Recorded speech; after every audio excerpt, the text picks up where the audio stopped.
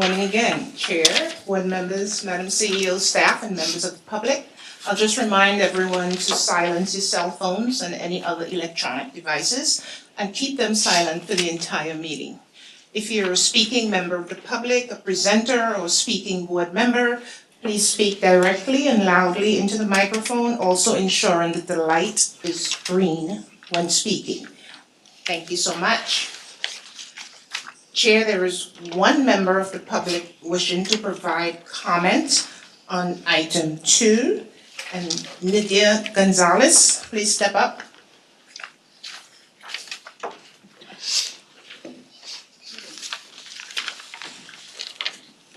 Just remind you that you have 3 minutes.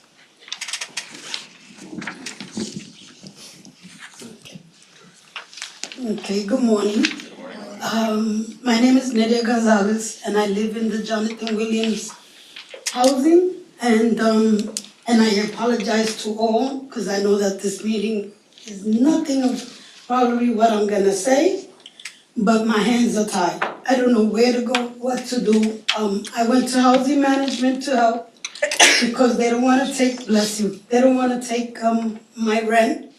And I went through this already 8 months ago, and nobody seems to help. No one seems, they tell me they don't know. Call 707 number. I call the 707 number. They say they don't know what I'm talking about. They tell me to go to Atlantic Avenue. I went to Atlantic Avenue. They tell me they don't see why is the problem. I'm a head of household, and that's it. And I don't know what to do. I don't know what to do. And I figured coming here with all these people, somebody needs to tell me what I need to do. I don't know. It's okay. Yes, thank you for coming in today. It's a lot of rent, and they already didn't take my May rent. Now June is coming up. I don't want it to accumulate, and I definitely don't want to live under a bridge. No, and I appreciate you making all of this effort to pay your rent.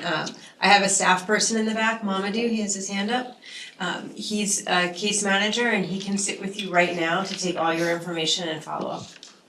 Thank you, Yeah, we can and get I this resolved. apologize. I'm so sorry. Thank you for coming in today. Thank you, Ms. Gonzalez. That concludes our public comments portion, and we will proceed with the regular calendar. The first order of business is a motion to adopt the minutes of the regular meeting held on Wednesday, April 30, 2025. Do I have a motion? So moved. Okay, thank you. Seconded by? I'll Gavin. I heard Gavin, so I'll take Gavin. All in favor? Aye. None opposed? Thank you. Chair, do you wish to make any remarks?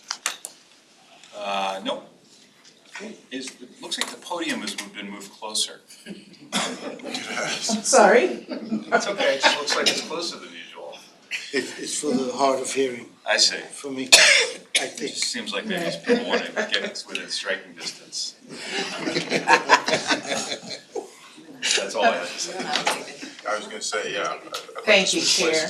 Exactly. Madam CEO, would you like to make any comments before we proceed? I would love to. Good morning, everyone. Just a couple of updates. First, on the federal budget front. On May 2nd, 2025, President Trump released his skinny budget, which, while not legally binding, marks the initial step in the annual federal appropriations process. The proposed budget includes significant reductions to both Section 8 and the Section 9 portfolios. Based on the current proposal, while we await more detail as the federal budget process unfolds, NYCHA is actively analyzing and tracking developments. We are also collaborating with industry, labor advocates, state and local partners, and others to advocate for securing the funding necessary to maintain essential services and building conditions for our residents. Next, I'd like to share an update on NYCHA's advancement of our sustainability agenda. We recently completed the first demonstration phase of the Clean Heat for All program, installing cold climate packaged heat pumps from 2 manufacturers in 24 apartments at Woodside Houses. The pilot yielded promising results and received overwhelmingly positive feedback from residents. The next step in the Clean Heat for All program is to begin installation of heat pumps and efficient windows within all apartments of Building 7 at Woodside Houses this summer. This will be our first building-wide Clean Heat for All installation, and a rollout of the remainder of the campus buildings will follow. Additionally, our community shared solar initiative, Accelerating Community Empowered Shared Solar, or Access Solar, expanded in 2024 with an additional 1.5 megawatts of solar installed on NYCHA rooftops. This brings our total to 6.8 megawatts, supporting New York City's goal of 1,000 megawatts of solar capacity by 2030. NYCHA remains committed to making progress in these key areas and contributing to the city's broader sustainability objectives in the years ahead. Next, I'd like to share the bittersweet news that Yuka Buskett, Executive Vice President for Resident Services, Partnerships and Initiatives, will be retiring later this summer. Yes. I had no idea. I know. That's not, did she ask permission? After more than 30 years of dedicated service to NYCHA. Throughout her career, she has been a driving force in improving the quality of life for residents and building strong partnerships to support community needs. She really is a bedrock at NYCHA for so many residents and community partners all over New York City. We thank Yuka for her extraordinary contributions and wish her all the best in her well-deserved retirement. Finally, oh yeah, I think she deserves it, even though she's not here. Finally, I would like to take a moment to acknowledge Jackie Hernandez. While she's not leaving NYCHA, this is Jackie Hernandez's last board meeting as corporate secretary. Jackie started in the office of corporate secretary in 2011, and in her time there, Jackie has held multiple roles, currently serving as both the corporate secretary to the board and leading the work of NYCHA's Office of Impartial Hearings. Jackie will move into her new role as Senior Director of the Office of Impartial Hearings as the Office of Impartial Hearings shifts under the leadership of Chief Administrative Officer Erin Villari. Thank you, Jackie, for all of your work you've done as corporate secretary and for your continued work at NYCHA. And I think she gets a round of applause as well. That's all I have. Thank you, Madam CEO, appreciate it. We'll move on to the next item on the agenda, which is a report presented by Shana Castillo, Director of Resident Initiatives, and she will be speaking on the Department of Resident Services Partnerships and Initiatives, also known as RESPI, 2025 Summer Programming. Good morning, everyone. Is that better? Yes. Good morning, everyone. Good morning, board and public. As the corporate secretary stated, my name is Shana Castillo, Senior Director for Resident Initiatives.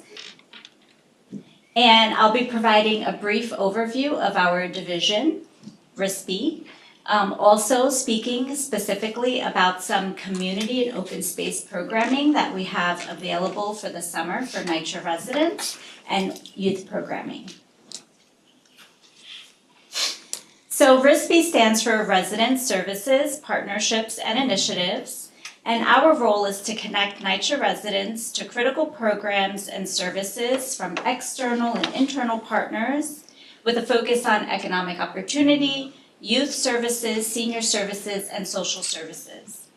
RESPI also supports NYCHA's extensive network of resident leaders as part of our work to strengthen the relationship between residents and the Housing Authority. At RESPI, we're connecting residents to opportunities such as economic opportunities, health and social service opportunities.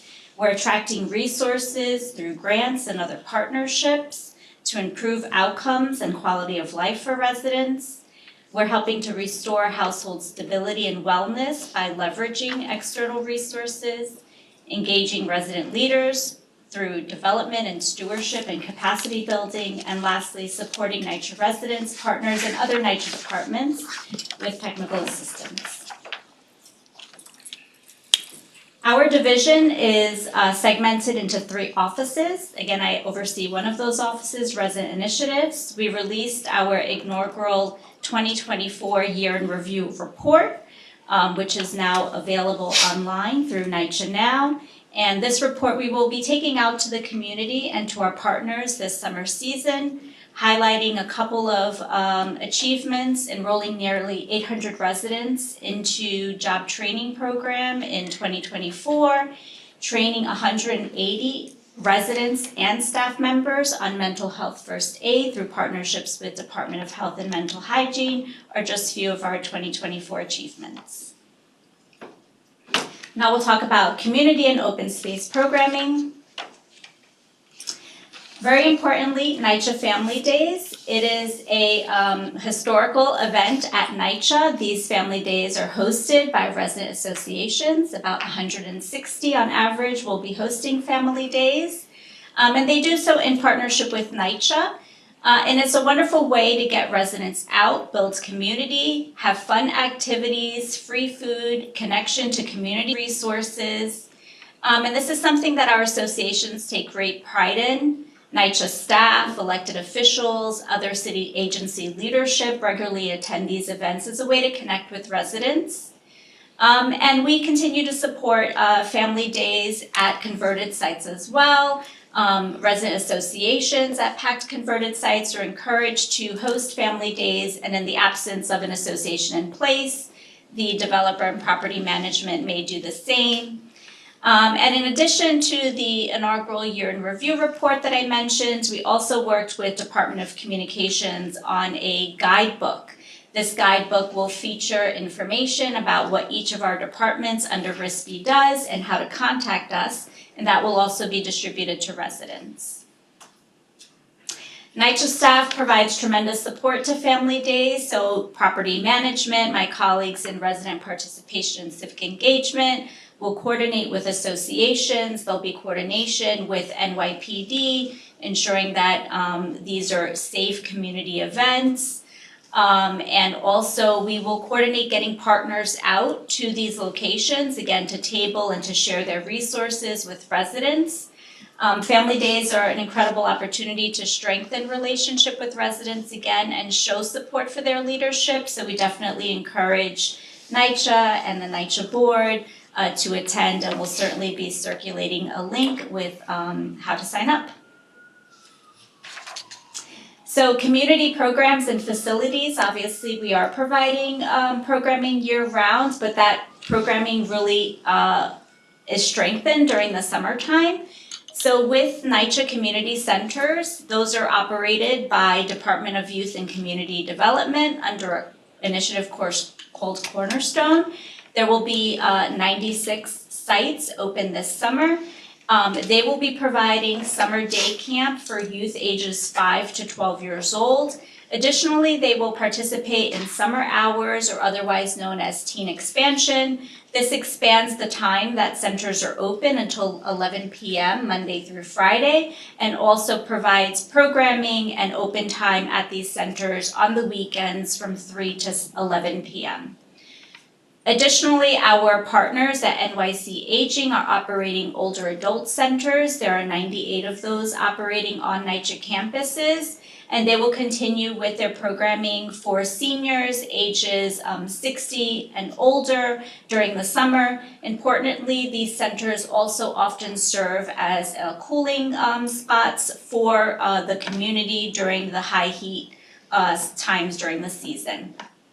And then lastly, as a support to working families, daycare centers operated by the Department of Education, almost 60 of those will be open, providing daycare programming for our youngest youth, 2 to 5 years old, Monday through Friday.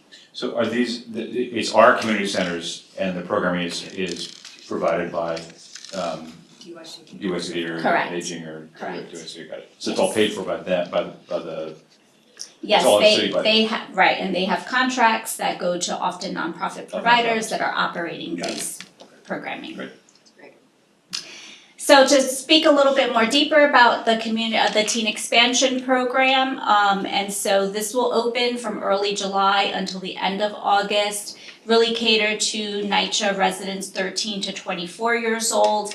In addition to that being at the 96 Cornerstone sites, there are a number of community-based organization operated community centers that aren't part of the DYCD umbrella, but the Office of Management and Budget has provided funds so that these centers may also provide teen expansion programming. So our total is, over 119 sites across the city that will provide this programming. You can see on the screen, visual and performing arts, yoga and meditation, workforce development are all key components of what will be offered, as well as anti-violence programming, which really looks like NYPD community officer going out to these sites and engaging in the programming with NYCHA youth. So in addition to all of the work happening indoors at community centers, we have lots of beautiful green space, and so we want to make sure that there is programming for residents that is outside as well. And so we kicked off our Farms and Gardens season on April 26th with a Farms and Gardens Summit that was attended by over 200 NYCHA-based farmers and gardeners. We have currently 9 farms at NYCHA across the city. These are operated by farm operators, our partners, and they are kicking off farm season in June with a number of activities. And after that, we'll be providing weekly produce distribution and associated programming like healthy cooking classes and horticultural workshops at all 9 farms throughout the season. And then our team in-house within our resident health initiatives unit will continue to provide technical assistance to our gardeners, as well as connecting them to partners such as Grow NYC. So on to youth programming. So summer meals, we know that it's incredibly important that NYCHA residents continue to have access to summer meals throughout the summertime when schools are closed. And so for the 4th year, NYCHA is partnering with Department of Education and resident associations. Resident associations who represent developments that are 10 minutes or more from an NYC school that is providing free summer meals may participate in this program. Through participation in this program, they will receive funding to have 1 resident on site as part of a summer meal distribution, and they will have those meals distributed to their development and given out to NYCHA residents 18 years of age or younger.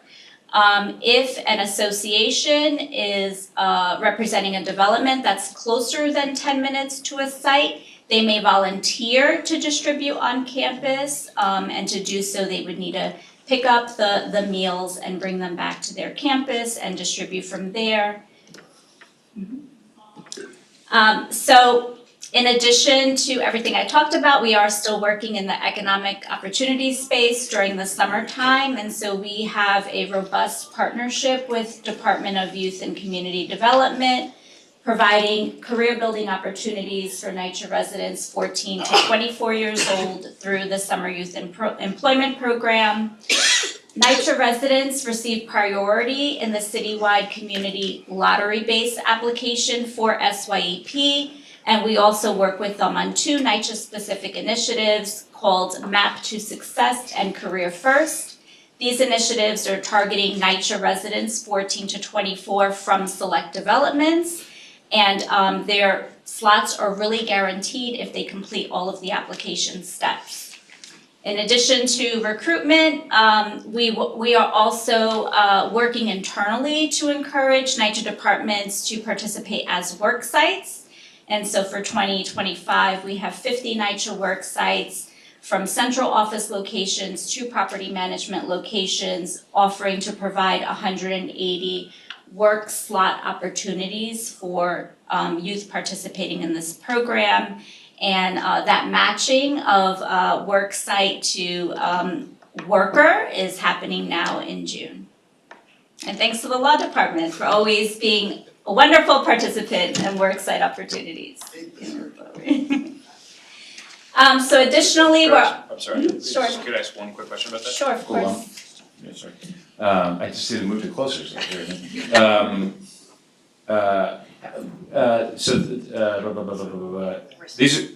These are work sites, they're typically getting work slots in. Like in our offices. Right, but that's on the office thing, but just generally, SYEP is work. It's across the city, in businesses, nonprofits, or whatever, Correct. right? It's not just city agencies, it's Correct. private sector. Do we do all that through SYEP, or do we have our own outreach to the business community? No, so our outreach for SYEP is focused on NYCHA work slot opportunities and then also recruiting NYCHA residents to participate in the program. Got it. And then we send- DYCD and that their takes care of SYEP providers are recruiting from the larger business community. Got it, great, okay, yeah. It's a great program, SYEP, yeah. Thank you. It was your work is also great, but SYEP is really good, yeah. Yeah. Couple of things.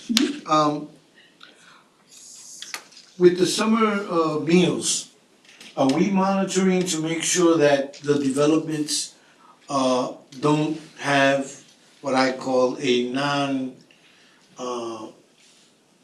that they're authorized to have the summer meals at certain developments so that we know who is supposed to be operating and who is not supposed to be operating?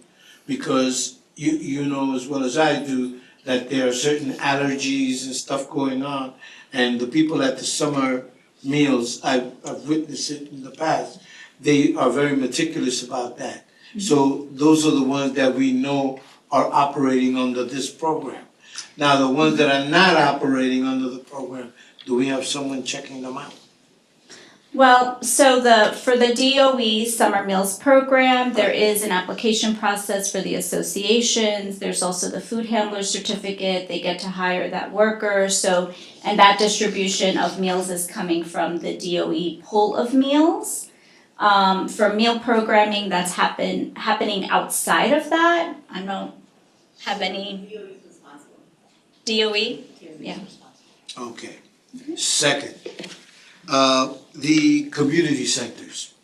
You do know that we have other entities that have community centers on our campuses, and they have their own community centers.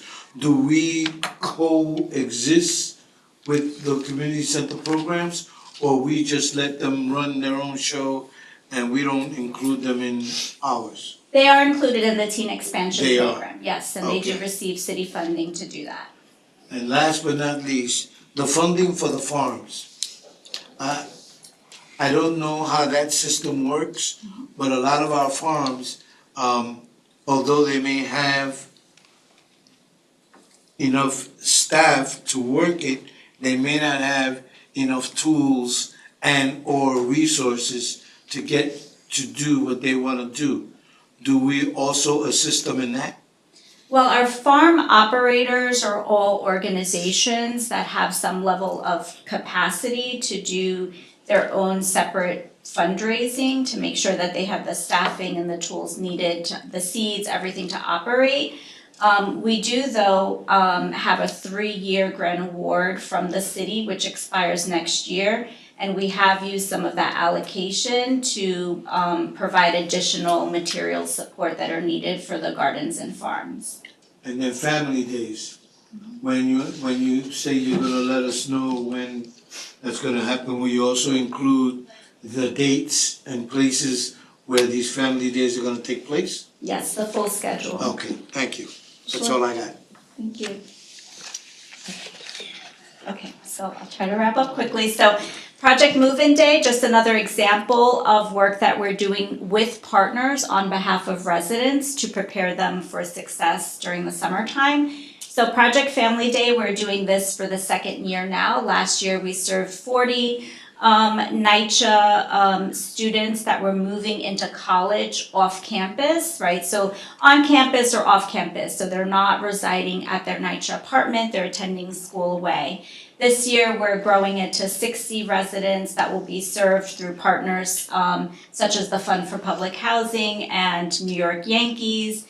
And these individuals will receive equipment to get them ready, such as a shower caddy, a hamper. Some of them will participate in a raffle for a MacBook, receive a gift card. And so we have an open application for that, which will close in the next week or so. And again, this will help to really stabilize some of our students as they enter school in the fall. So we are also engaged in programs on site, and so one example of that is the NYCHA Youth Build program. We were awarded a US DOL grant last year to operate this initiative, and this is currently serving residents at Brownsville and Ocean Hill, Brooklyn, New York, that are between the ages of 16 to 24 years old. They either have not completed high school, so they have left high school without receiving their diploma, or we work with their schools to really, if they and their parents are going to exit out of school because of truancy issues, then this is an opportunity for them to participate in an alternate program. During this program, they will receive GED support, youth development support, and hands-on construction experience, as well as connection to the union apprenticeship trades post-program completion. This program is operating on NYCHA grounds in community center spaces, and we will be operating it and recruiting for a new cohort during the summertime. And then lastly, the Eagle Island Summer Camp. And so this gives girls ages 9 and 15 an opportunity to build leadership and friendship through off-site summer camp programming.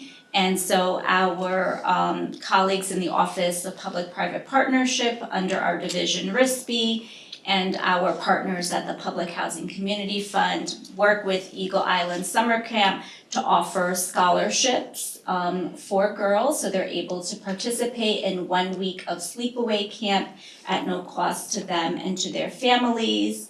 And we have 70 girls that will have this opportunity this summer season. And we've already brought the girls together so that they can get to learn one another, learn a little bit more about each other and learn more about what Eagle Islands Camp will offer them. And so with that, I'm wrapping up. We're really excited about what the summer will bring for really safe and wonderful opportunities for NYCHA residents of all ages, and very happy to share this news with you all today. Thank you. Thank you, Shane. Thank you so much. Thank you.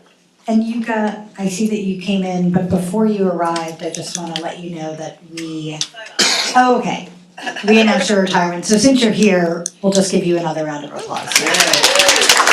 Thank you for everything you've done on behalf of NYCHA and its residents. Great. Thank you. We'll now proceed to calendar items 1 through 11. Item 1, Tony.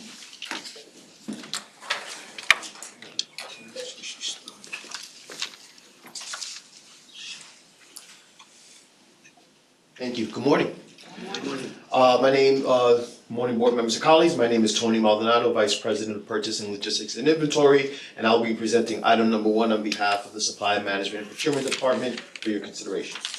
Item number 1 seeks authorization to ratify an award to a requirement contract for GAL Manufacturing Company LLC, known as GAL, in the amount of $10,689,934.82 for the purchase and delivery of swing elevator door parts such as brackets, boards, drives, and release base assemblies. This is a 5-year requirement contract with no renewal options.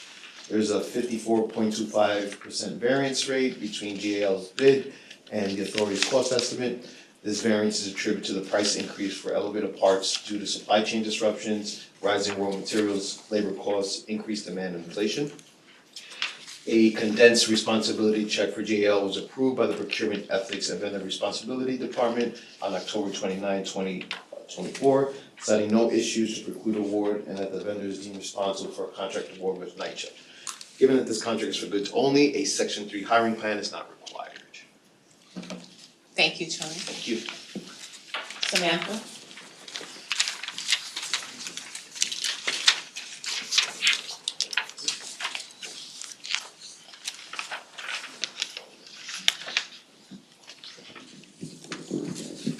Good morning, all. Good morning. I'm Samantha McMillan, Operations Administrator, overseeing operations in Brooklyn, the Bronx, and Queens, and I'm presenting on item number 2 today, which seeks authorization to amend an indefinite delivery, indefinite quantity IDIQ contract with DDS Mechanical Plumbing and Heating Corporation, DDS, for gas pipe and restoration, asbestos investigation, air monitoring, and asbestos abatement by extending the term by an additional 1 year, 3 months, and 13 days, and approve a contract capacity increase to this IDIQ contract with DDS in the not to exceed amount of $6,017,443.54. Due to the authority's aging infrastructure, gas-related issues presented immediate and significant concern to the health and safety of both residents and employees.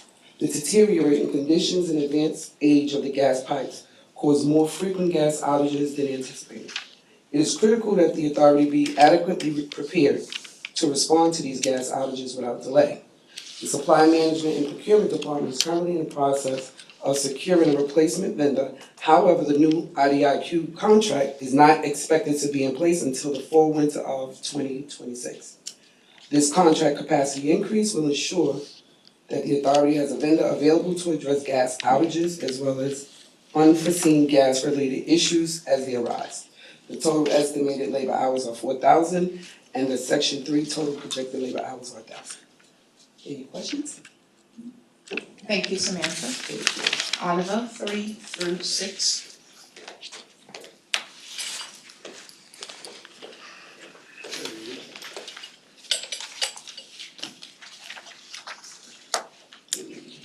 Thank you.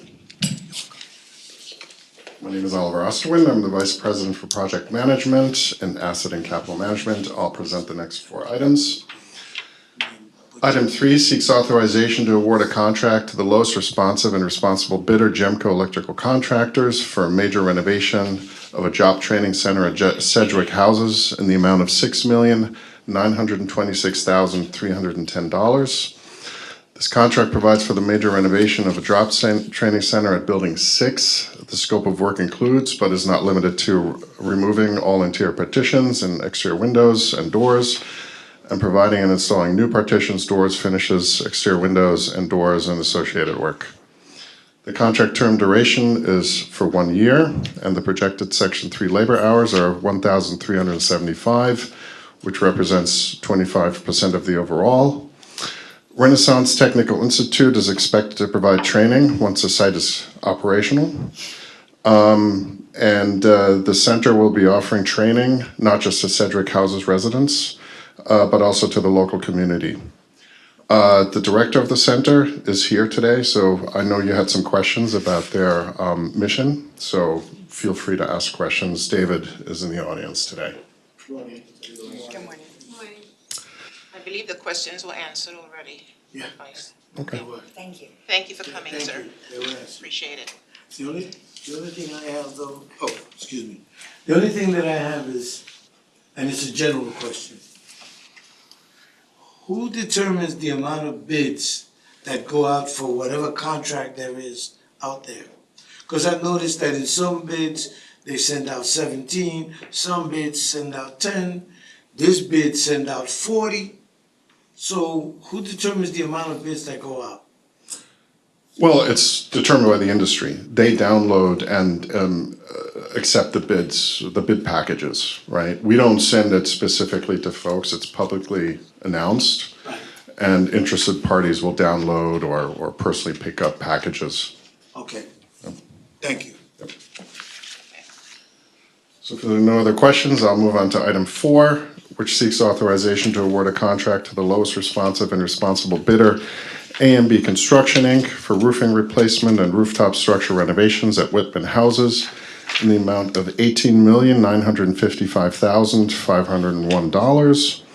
The first lowest bidder, Lozardo General Contractors, and the second lowest bidder, Bagiana General Construction, Inc., were deemed non-responsive for failure to meet the required minimum qualifications as outlined in the authority's bid documents. The scope of work includes, but is not limited to, removal and replacement of existing roofing systems and related work, including asbestos and lead abatement at 12 of 15 buildings. The other 3 buildings are being completed under a separate contract and should be completed this month. Contract term duration is for 2 years, and the projected Section 3 labor hours are 17,500, which represents 25% of the overall. No questions? I'll move on to Yes. item 5, which seeks authorization to enter into 10 agreements for special inspection services for a combined total not to exceed amount of $100 million. The awarded firms will provide the authority with on-site special inspection services for all capital improvement projects within the ANCM vertical. The scope of work includes, but is not limited to, performing progress and final inspections of construction work in compliance with all applicable codes, preparing and filing technical reports with the New York City Department of Buildings, and expediting sample testing and probing. The contract term duration is for 10 years, 1 5-year with 2 1-year and 1 3-year renewal option. There are various Section 3 working plans that have been submitted for your review. Proceed. Item 6. Yes, sir. This is 10 different agreements with 10 Correct. firms. Correct. Is it one procurement and 10 firms separately responded and we accepted all of them, or how did this work? It was one procurement offering 10 contracts. And when we do that, do we check each contract to make sure they're reasonable relative to the other contract? They're all the same contract. All the same contracts? Correct. All the pricing's the same, everything? There's a collective maximum and a guaranteed minimum for each. So just so I understand again, so we put out a procurement, the procurement said we need Yes. 10 vendors. Yes. Okay, and 10 people responded? No, more responded, and they were all evaluated, and these 10 were picked out of that group of respondents. I guess. 28 responded. 28 responded.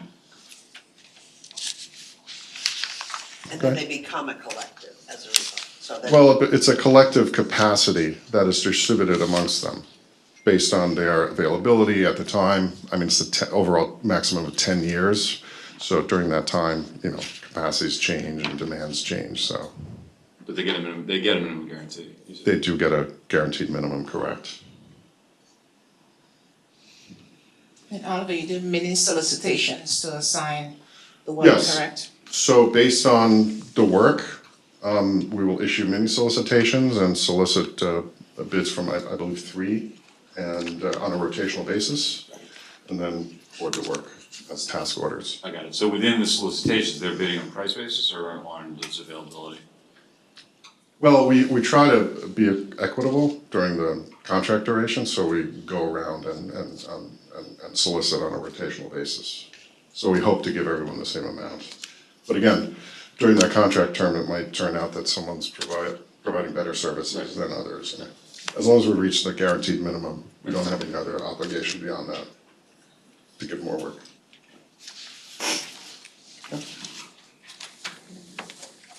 All right. Item 6 seeks authorization to increase the combined cap of 7 agreements for architectural engineering services for the local law 11 facade inspection program by $110 million and extend them by 1 year and 1 month.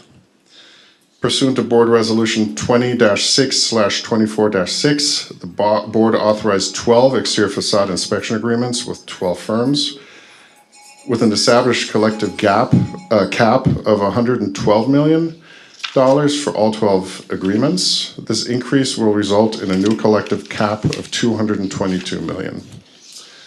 The scope of work includes, but is not limited to, conducting exterior facade inspections, as well as progress and final inspections of repair work to ensure compliance with all applicable codes, preparing and filing technical reports with the New York City Department of Buildings, and providing professional architect and engineering record services, such as expediting sample testing and probes.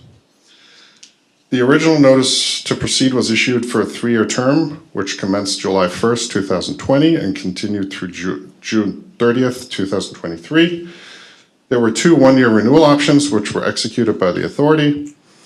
The approval to extend the term of these 12 agreements for an additional 1 year and 1 month from July 1st of this year through July 31st of next year was received from the Chief Procurement Officer on February 10th, 2025. The various Section 3 work plans have been submitted for your review. That was Any it. questions? Proceed. Proceed. I think that was it for me. Alrighty, 6 and 7. Thanks. Thank you, Oliver. Thank you, Oliver. 7, Joshua.